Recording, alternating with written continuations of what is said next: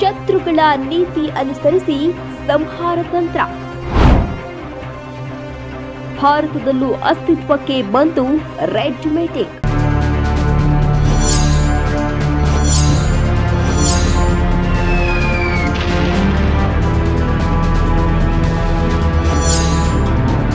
Operation Sindoor ಭಾರತದ ಐತಿಹಾಸಿಕ ಸೇನಾ ಕಾರ್ಯಾಚರಣೆ ಅದೆಷ್ಟು ಪಕ್ವ, ಅದೆಷ್ಟು ನಿಖರ ಮತ್ತು ಸಂಘಟಿತವಾಗಿತ್ತು ಅನ್ನೋದು ಪಾಕಿಸ್ತಾನದ ಇಂದಿನ ಗತಿಯನ್ನ ಕಂಡ್ರೆ ಅರ್ಥವಾಗುತ್ತೆ. ಪಾಕಿಸ್ತಾನದೊಳಗೆ ನುಗ್ಗಿ ಶತ್ರು ಸಂಹಾರದಂತ ದೊಡ್ಡ ಕಾರ್ಯಾಚರಣೆ ನಡೆಸೋದು ನಿಜಕ್ಕೂ ಸವಾಲಿನದ್ದೇ ಸರಿ. ಹಾಗಂತ ಅದಕ್ಕೊಂದು ಪೂರ್ವ ತಯಾರಿ, ಪಕ್ಕಾ ಪ್ಲಾನಿಂಗ್ ಇದ್ರೆ ಎಂಥದ್ದನ್ನು ಸಾಧಿಸಬಹುದು ಅನ್ನೋದನ್ನ ಹಿಂದೂಸ್ತಾನ ಸೇನೆ ಸಾಬೀತು ಮಾಡಿದೆ.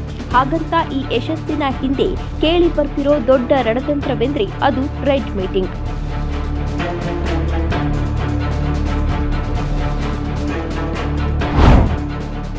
ಏನಿದು ಸೇನೆಯ ಮಹತ್ವಾಕಾಂಕ್ಷಿ ರೆಡ್ ಮೀಟಿಂಗ್?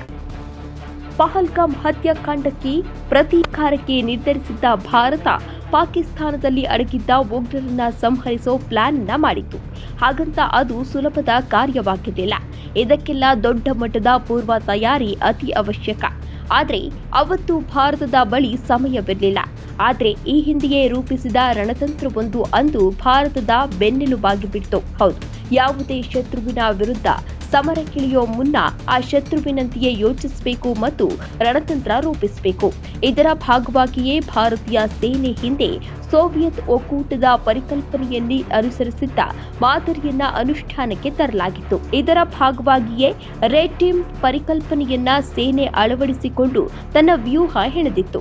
ಇದರ ಫಲವಾಗಿಯೇ ಅಷ್ಟು ನಿಖರ ಮತ್ತು ತುರ್ತಾಗಿ ಪಾಕ್ ವಿರುದ್ಧ ಸಿಡಿದೇಳುವಂತಾಗಿತ್ತು. ಆ ರೆಡ್ ಮೀಟಿಂಗ್ ವಿಧಾನವನ್ನೇ ಅಮೆರಿಕ ಹಿಂದಿನಿಂದಲೂ ಅನುಸರಿಸಿಕೊಂಡು ಬಂದಿದೆ. ಅಸಲಿಗೆ ಆ ರೆಡ್ ಟೀಮ್ನ ಅರ್ಥವಾದ್ರೂ ಏನು? ಸೇನೆಯ ಸಮರಾಭ್ಯಾಸದ ಭಾಗವೇ ಈ ರೆಡ್ ಮತ್ತು ಬ್ಲೂ ಟೀಮ್ ಕಲ್ಪನೆ.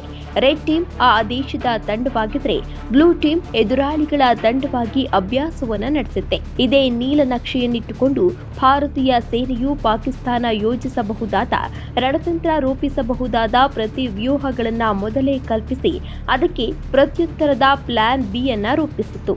ಇದನ್ನೇ ಭಾರತೀಯ ಸೇನೆ ಮಹಾಭಾರತದ ಕುರುಕ್ಷೇತ್ರ ರಣತಂತ್ರದ ಪ್ರತೀಕವಾಗಿ ವಿದುರ ವಕ್ತ ಅಂತ ನಾಮಕರಣ ಮಾಡಿತ್ತು. ಮಹಾಭಾರತದಲ್ಲಿ ತಂತ್ರ ರೂಪಿಸೋ ಮಹಾಚತುರನಾಗಿದ್ದ ವಿದುರನ ಹೆಸರಿನಲ್ಲಿ ಈ ಕಾರ್ಯಾಚರಣೆಯನ್ನು ವಿದುರ ವಕ್ತ್ ಅಂತ ಕರೆಯಲಾಗಿತ್ತು.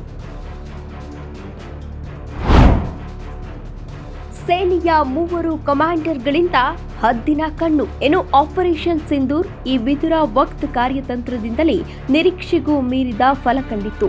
ಹಾಗಂತ ಅವತ್ತಿನ ಸೇನಾ ಕಾರ್ಯಾಚರಣೆಯನ್ನ 3 ಪಡೆಗಳ ಮುಖ್ಯಸ್ಥರು ಒಟ್ಟಿಗೆ ಕೂತು ವೀಕ್ಷಿಸಿದ್ರು. ಮುಂದಿನ ನಿರ್ದೇಶನಗಳನ್ನ ನೀಡೋದೇ ಆಗಿರ್ಲಿ, ಎದುರಾಗೋ ಪರಿಸ್ಥಿತಿಯನ್ನ ನಿಭಾಯಿಸೋದೇ ಆಗಿರ್ಲಿ, ಎಲ್ಲವನ್ನೂ ನಿರ್ವಹಿಸೋ ನಿಟ್ಟಿನಲ್ಲಿ ಅಂದು ಭೂಸೇನೆ, ವಾಯುಸೇನೆ ಮತ್ತು ನೌಕಾಪಡೆಗಳ ಮುಖ್ಯಸ್ಥರು ಒಟ್ಟಿಗಿದ್ದು ಆಪರೇಷನ್ ಅನ್ನ ಮಾನಿಟರಿಂಗ್ ಮಾಡಿತು. ಇದರ ಫೋಟೋವನ್ನ ಕೂಡ ಈ ಸೇನೆ ರಿಲೀಸ್ ಮಾಡಿದೆ. Special desk, Karnataka news beat, Bengaluru.